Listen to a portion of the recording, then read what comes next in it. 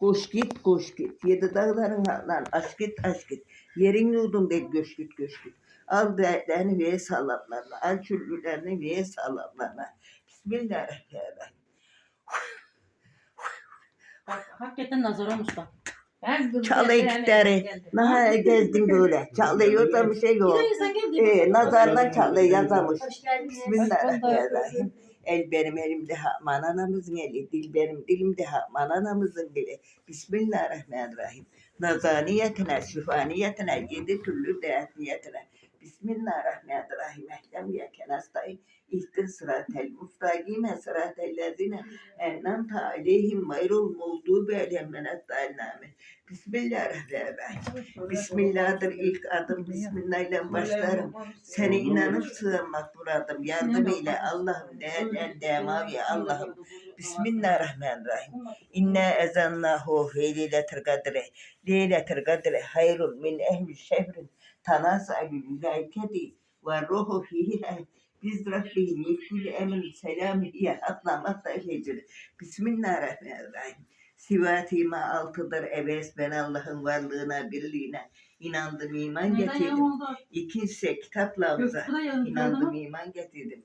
Üçüncüsü meleklerimize inandım iman getirdim. Dördüncüsü peygamberlerimize inandım iman getirdim. Beşinse kıyamet günlerimize inandım iman getirdim.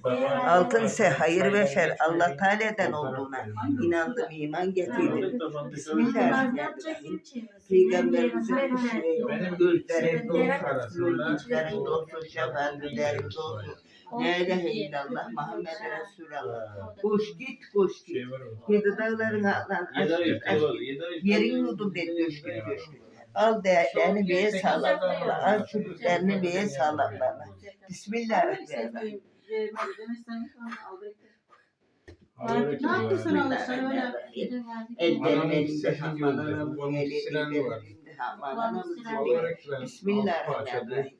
Nazaniyetine, şifaniyetine, 7 türlü dert niyetine. Bismillahirrahmanirrahim. Bismillahirrahmanirrahim. Başlarım. Seni inanıp sığınmak buradım. Yardım eyle Allah'ım. Değerler devavi Allah'ım. Bismillahirrahmanirrahim. Benim bir Allah'ım var, yer altında evim var. 6 tane meleklerim var. Allah'ımdan başka kimin var?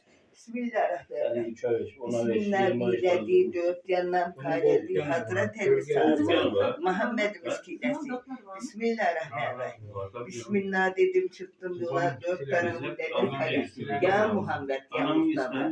Bismillahirrahmanirrahim. Bismillah'ın birisi sen Allah'ın nurusun. 70.000 aylık tekbürsün etrafımızda. Bismillah.